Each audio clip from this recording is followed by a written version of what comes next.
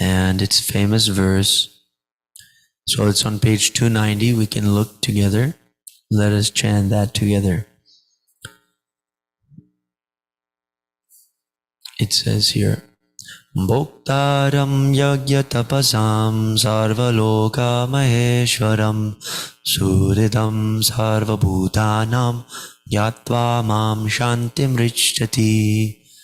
The sages, knowing me as the ultimate purpose of all sacrifices and austerities, the supreme lord of all planets and demigods, and the benefactor and well-wisher of all living entities, attain peace from the pangs of material miseries.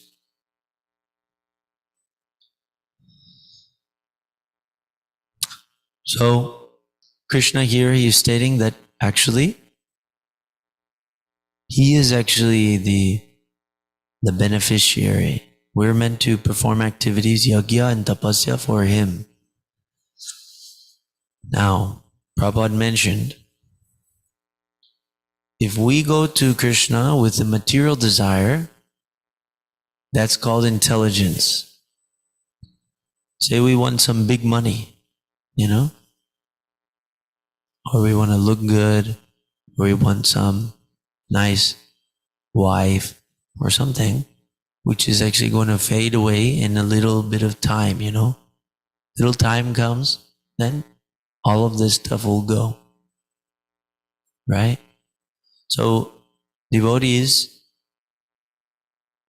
Sanatanists, or persons that are following Vedic culture, they should think about, if the time were to speed up,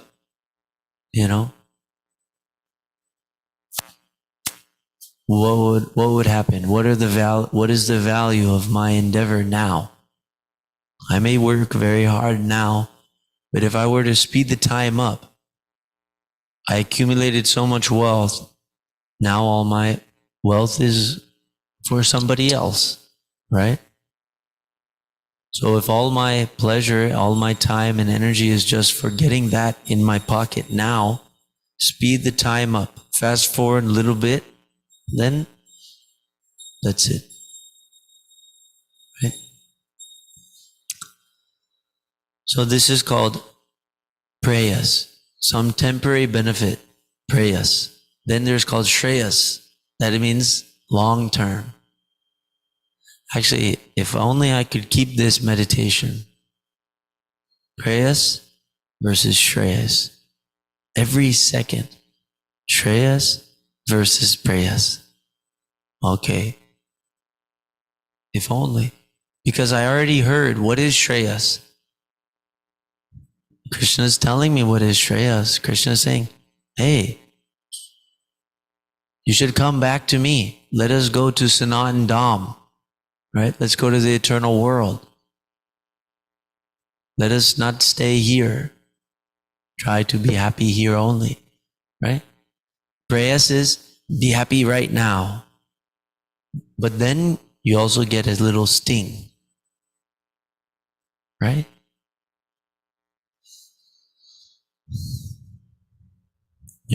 That's the nature of this world.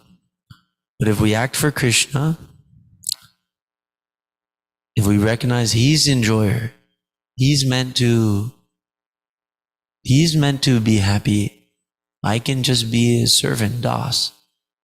That's okay for me.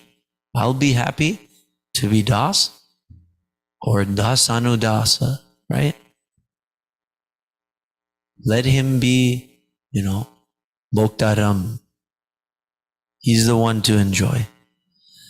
Okay, but even if I want to enjoy, better I go to him only. Why? Because we already spoke about this recently, but if we go to some jiva tattva, we can only get something which is temporary. So, there's many deities in the Vedas, different personalities.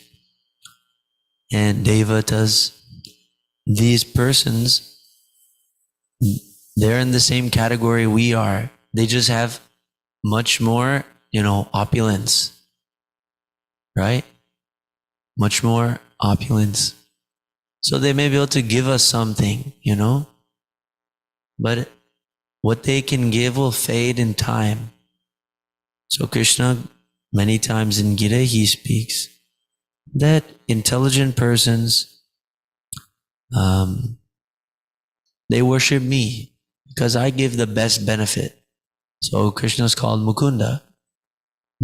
Vishnu is called Mukunda, that he can give liberation. But even above that, he gives bhakti. He can give devotion, that nectar, bhakti rasa. Everyone's looking for some rasa, some flavor, some pleasure. No problem. Everyone has to be happy, right? There's no problem. It's nature of the soul. We come from Krishna. Jiva Tattva comes from Krishna. But we're very small. So we have same qualities as Krishna or Vishnu, but just in very small quantity. So he wants to enjoy. This question always strikes me. If you were God, if you were Bhagavan, would you ever have a bad day? No way. Because you make the rules, right? Always happy, always having fun, right? It only makes sense, right? Similarly, we know he only enjoys, he only has good time. And all pure bhaktas, Shuddha bhaktas, they all have good time, all the time, no bad days. You know what I mean? So similarly, we want to have that, but we want to have that only here. But this place, Krishna already stated in the 9th chapter that, or maybe it wasn't 9th chapter, but he stated that this place, material world, I mean to say, not Dham. Material world is called Dukhalayam Ashashvatam. It's filled with the miseries, Dukhalayam. And the Shashvatam, it's temporary too. So, anyway, we can't be happy here, but we can be very happy to make Krishna happy. Because bhakti rasa, bhakti means we live for Krishna's pleasure, for Vishnu's satisfaction. If we get a little taste of that, that's who we are. We are bhaktas of Krishna. We are bhaktas of Vishnu. Everyone. Krishna says in Gita that Mamangsho Jiva Loke, Jiva Bhuta Sanatana, that we're all part and parcels of him. So we get pleasure by serving him. Just as the body, every part of the body gets energy when feed the stomach, right? If I put food in my ear, it won't go to my stomach. Therefore, ear will miss out, right? I keep putting food in my ear. My ear will actually die, right? My toe will die too. My face will die. Everything will die. If I put food in my mouth, it'll go to my belly and everything will be strong. Similarly, if everybody puts Krishna's pleasure in the center, you give all love, affection, seva, service, wealth to Krishna, then everybody will get. That's called Vedanta. Very simple actually, but many persons, they want to make it a complicated. Why? Because they want to take Krishna out of it. They want to be in it. Krishna says, me. We looked at one verse, which is the summary really of this 9th chapter. And it's also the last verse, text 34. And this verse, Prabhupada would hit on this verse quite a bit. And he will use this verse as an example. He says in text 34 of chapter 9, that's page 470, he says, everyone together, Manmana bhava madbhakto madhyaji mam namaskuru mame vashyasya yuktvaivam atmanam matparayana. Engage your mind always in thinking of me. Offer obeisances and worship me. Being completely absorbed in me surely will come to me. So, we won't be happy if we hear me. Krishna says me there. But when he says me, the Jiva soul wants to say, oh, that means me.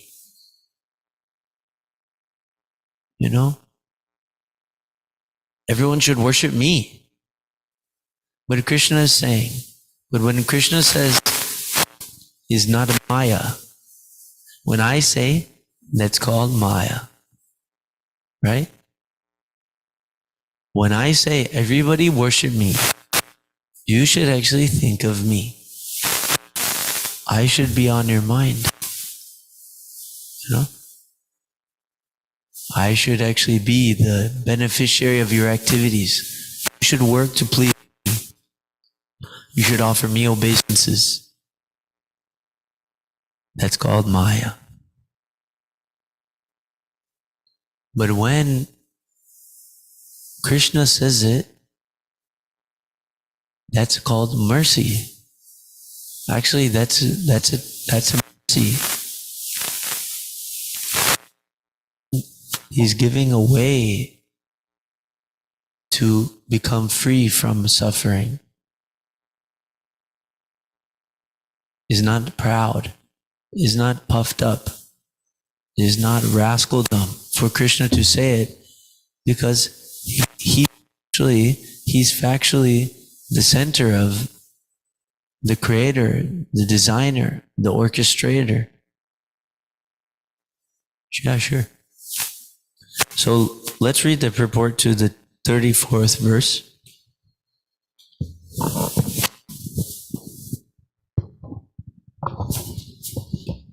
Okay, page 471. In this verse, it is clearly indicated that Krishna consciousness is the only means of being delivered from the clutches of this contaminated material world. Sometimes unscrupulous commentators distort the meaning of what is clearly stated here, that all devotional service should be offered to the Supreme Personality of Godhead, Krishna.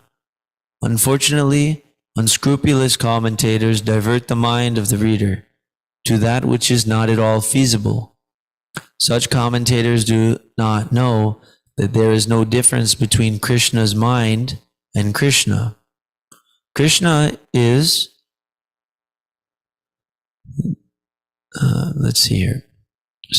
Krishna is not an ordinary human being.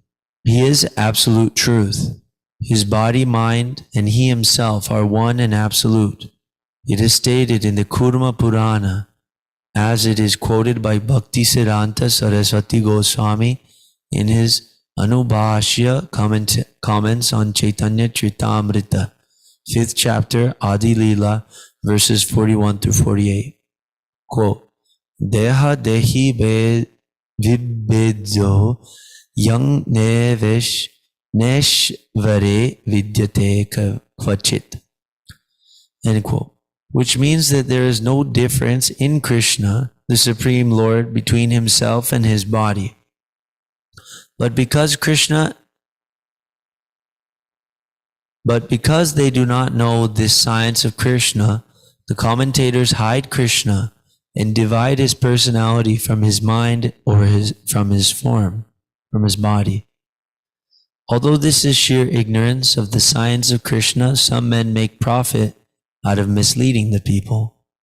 There are some who are demoniac. They also think of Krishna, but enviously, just like King Kamsa, Krishna's uncle. He was also thinking of Krishna always, but he thought of Krishna as his enemy. He was always in anxiety, wondering when Krishna would come to kill him. That kind of thinking will not help us. One should be thinking of Krishna in devotional love, that is bhakti.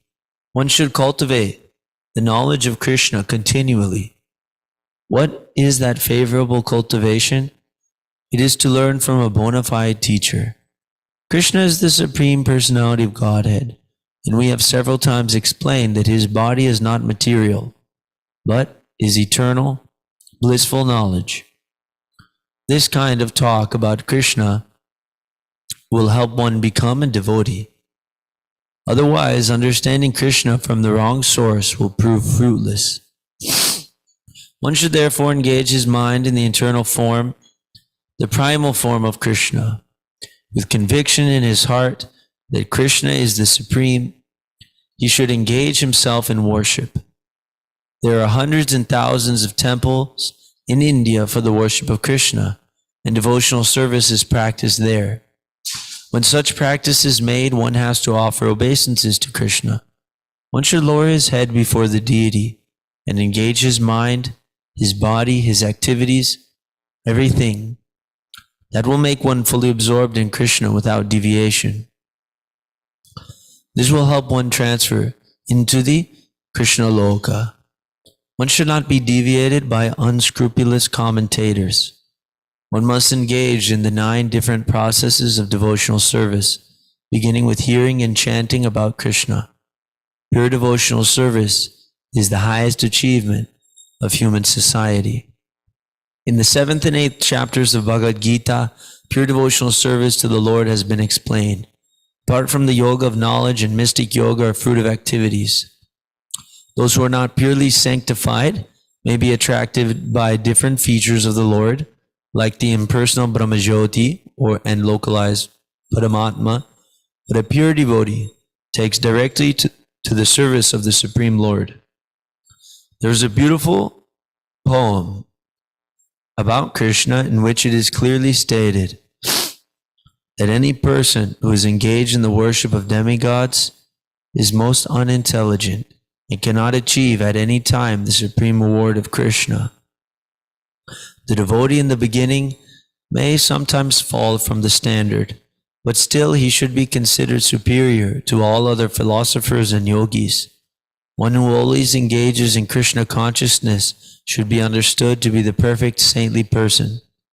His accidental non-devotional activities will diminish, and he will soon be situated without any doubt in complete perfection. The pure devotee has no actual chance to fall down because the Supreme Person, the Supreme Godhead, personally takes care of his pure devotees.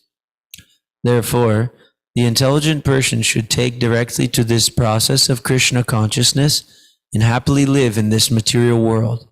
He will eventually receive the supreme award of Krishna.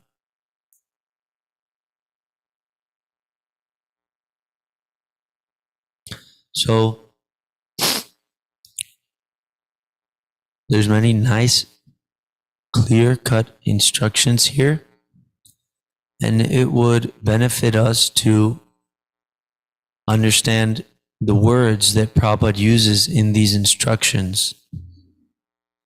This verse speaks about engaging. Prabhupada uses this word quite a bit, engage, to engage. So we have different faculties, or we have different resources or tools. Like I have my eyes or my mind, I have my body, or I have my wealth. The conclusion is that if one engages all of these things that are under my temporary control for benefit of Krishna, that isn't temporary, that's called Sanatan.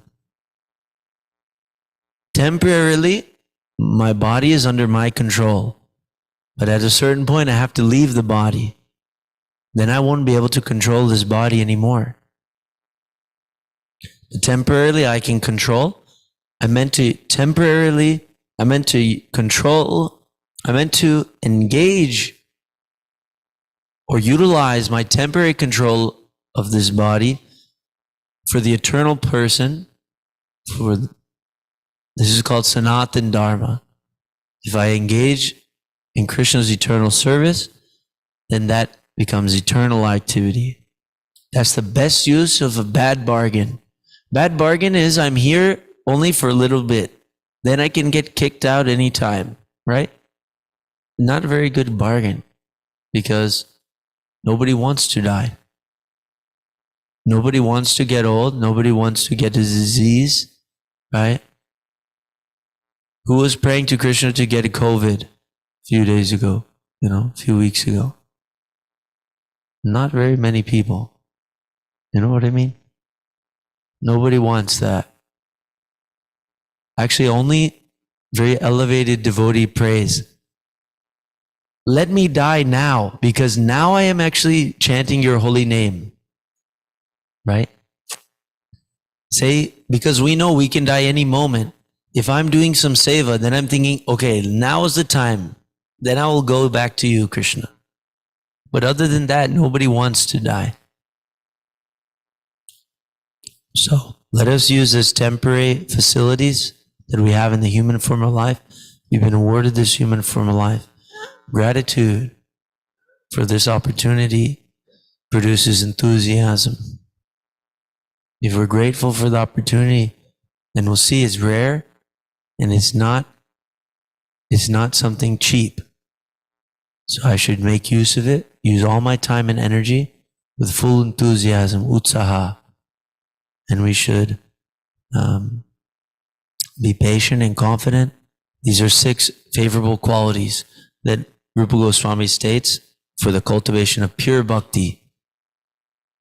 And in the song Hey Vaishnav Thakur, Bhaktivinoda Thakur prays to the pure devotee, Vaishnav Thakur.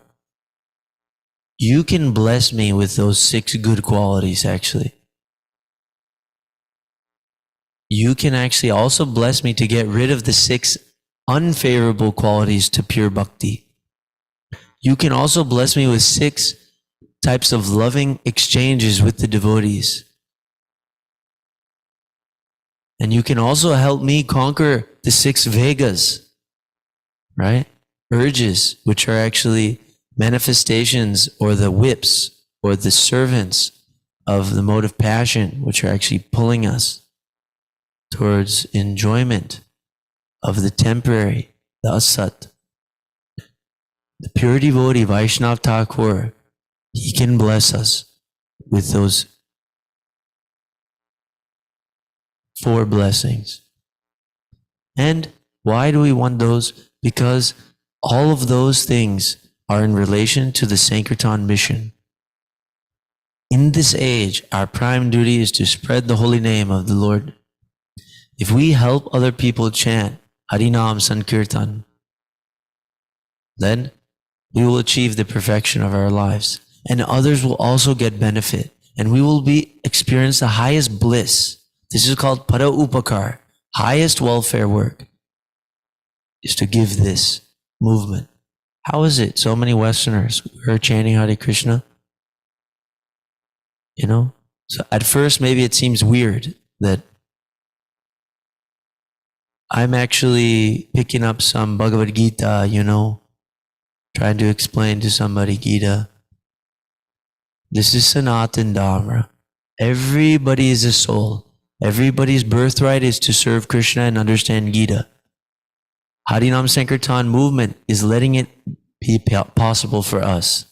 So we can work hard to make it possible for others. And these blessings that we want to receive from the spiritual master, that's all to help us go deeper in service to his mission, which is to spread this movement to every person, not just a few disciples. The Vaishnava wants to give it to everybody, every soul. And we want to help him. So, thank you, devotees.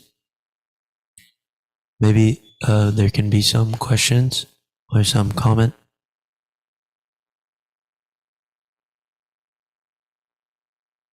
Mataji.